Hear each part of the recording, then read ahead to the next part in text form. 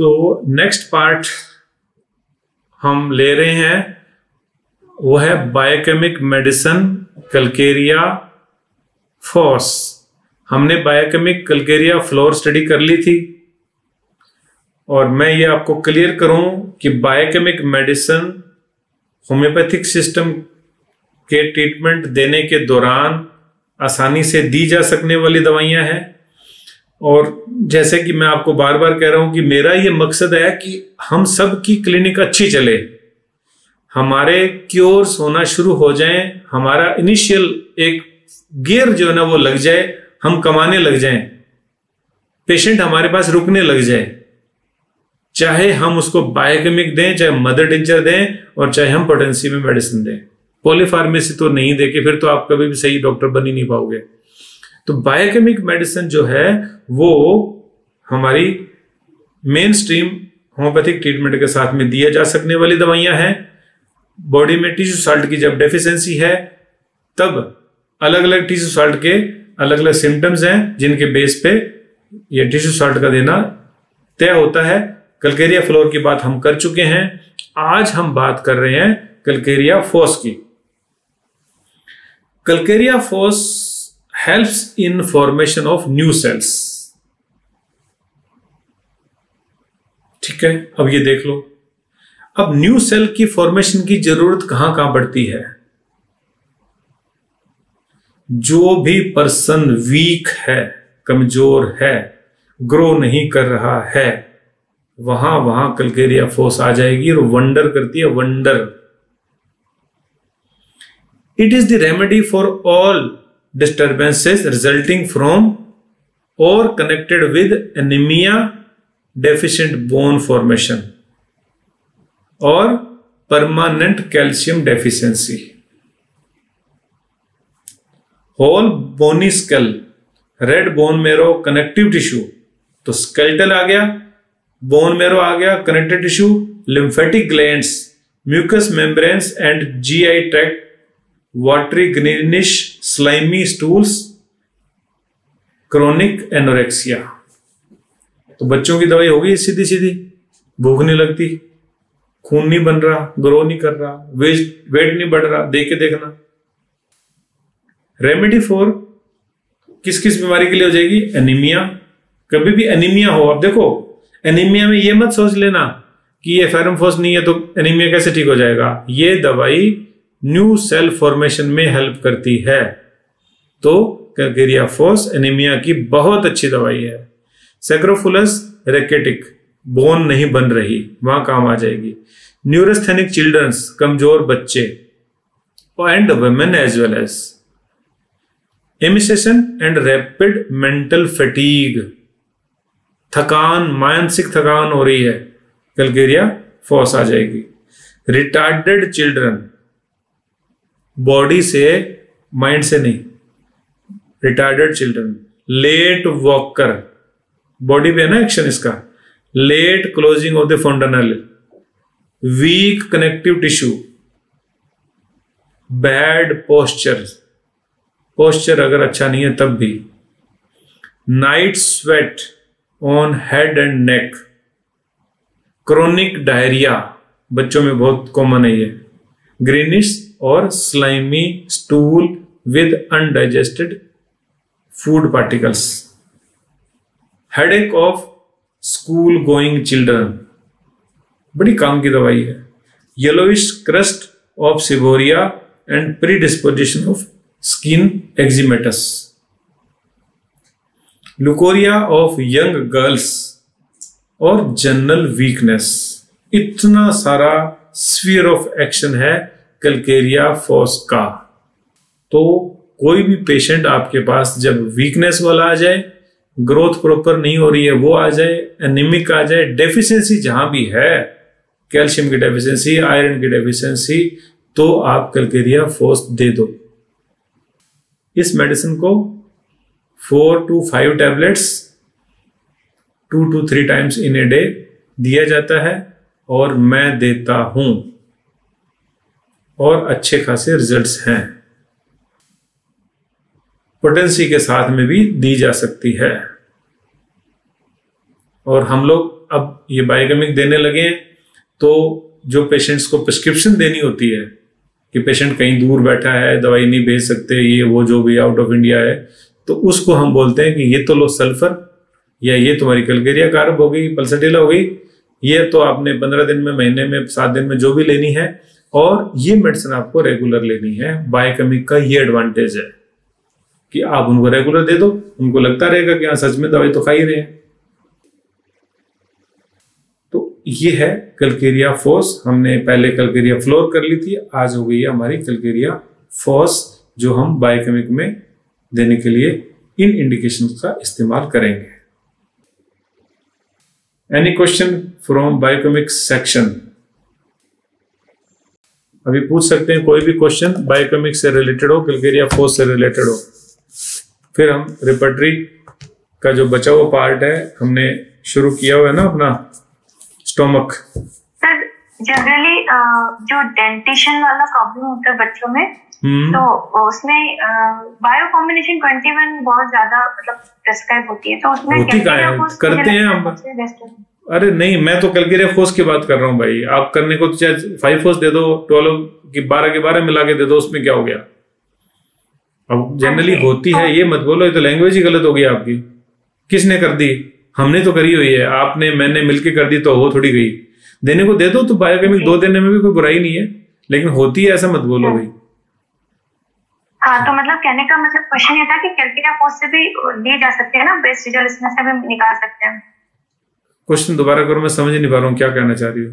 मतलब इंस्टेड मतलब डेंटिशन में बच्चों को लेट डेंटिशन होता है, उसमें इंस्टेड ऑफ बायो कॉम्बिनेशन 21 हम लोग कलकेरिया फोस 6 भी प्रिस्क्राइब कर सकते हैं ना। इतनी देर से यही तो बोल रहा हूँ, इतनी देर से ये तो बोल रहा हूँ।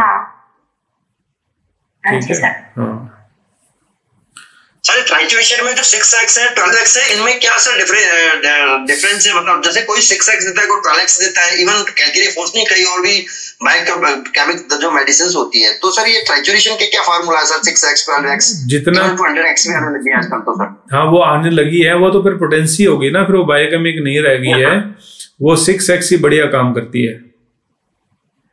मैं प्रैक्टिकली अगर वो बायोकेमिक देखो, हमेशा ही चीज का प्रिंसिपल ध्यान रखना चाहिए कि हम किस सिद्धांत पे काम कर रहे हैं। तो बायोकेमिक का जो प्रिंसिपल है वो टिश्यू साल्ट के रूप में उसकी कमी को पूरा करना है। तो वो हम हाई डायनामिक्स में चले जाएंगे तो कोई मतलब नहीं है। आप उधर दे दो ना पोटेंसी में, कहां दिक्कत है? हाँ, तो पोटेंसी यूज कर रहे हैं, राइट? हाँ, मैं 6x इज द बेस्ट। मेरे पास 99% में 6x ही देता हूं। ओके। मैं आपको एक केस बताता हूं। ये केस जो है ना, वो एक लड़की का केस है। ये लड़की मेरे पास जब आई थी तो 9 साल की हो गई थी।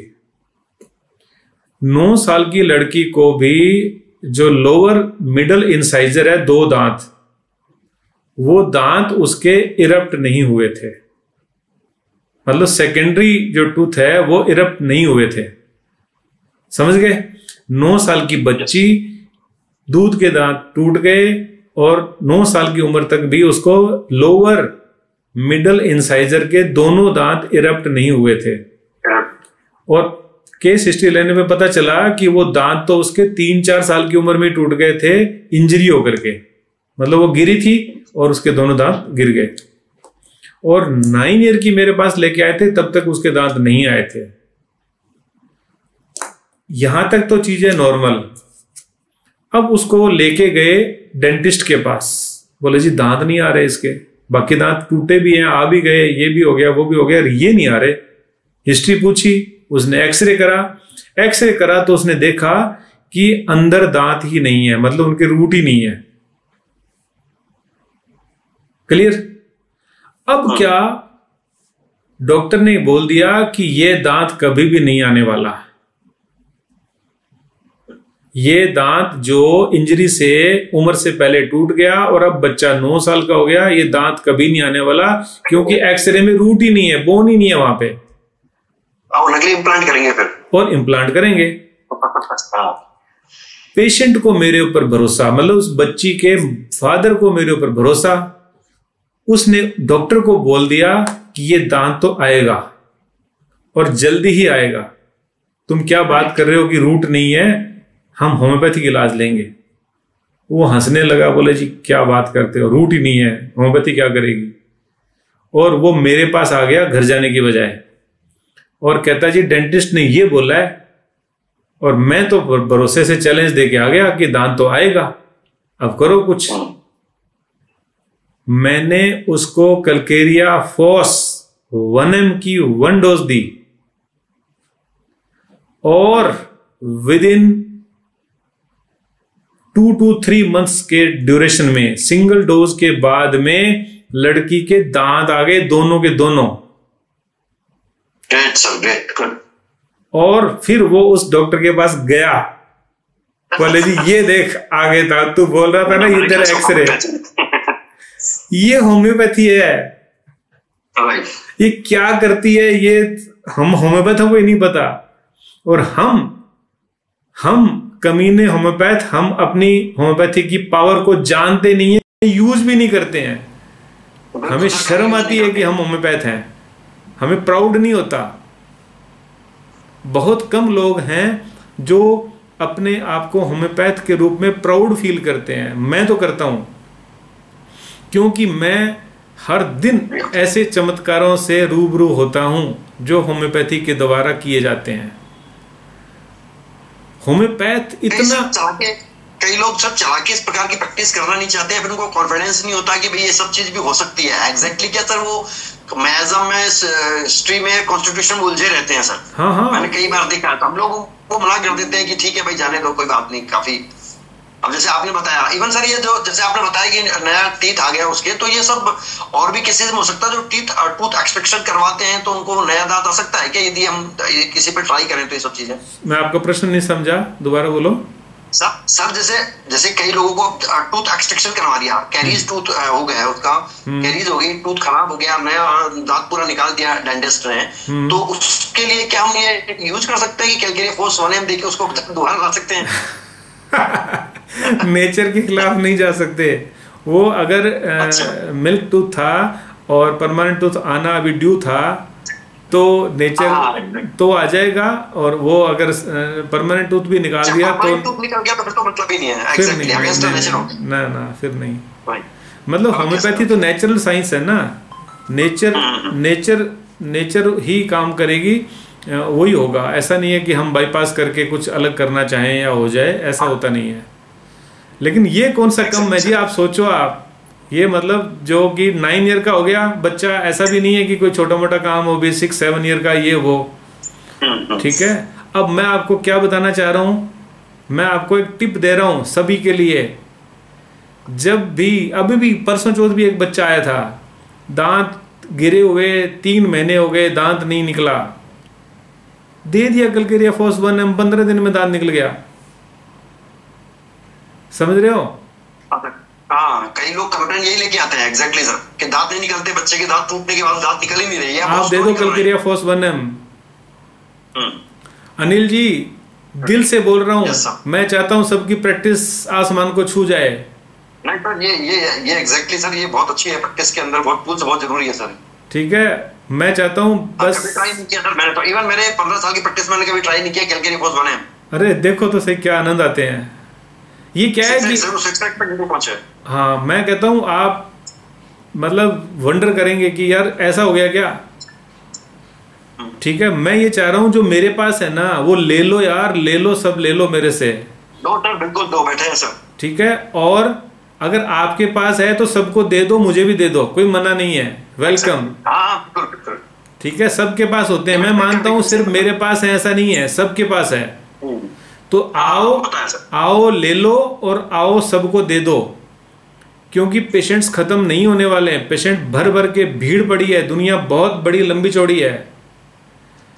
ठीक है, तो हम सब की प्रैक्टिस आसमान छुए, ये मेरा ड्रीम है, ये मेरा सपना है। मैं इसी कोशिश में जो भी तपस्या कर रहा हूँ, मेहनत कर रहा हूँ कि देखो सुबह 9 बजे से क्लिनिक पे और अब 5 बजे तक लगातार, भी मैं यही चाह रहा हूँ कि नहीं अब तो करना है, otherwise it will be too late, फिर कर नहीं पाएंगे, ये लास्ट है। ठीक है सर, बहुत अच्छा प्रयास है सर आपका। हाँ, तो और आपने सबको मोटिवेट किया है बस। हाँ जी सर, एक केस है, मतलब मेरे ब्रदर है, उनकी बेटी है, वो है 3 इयर्स की, लेकिन वो लगती 2 इयर्स की है। और लगती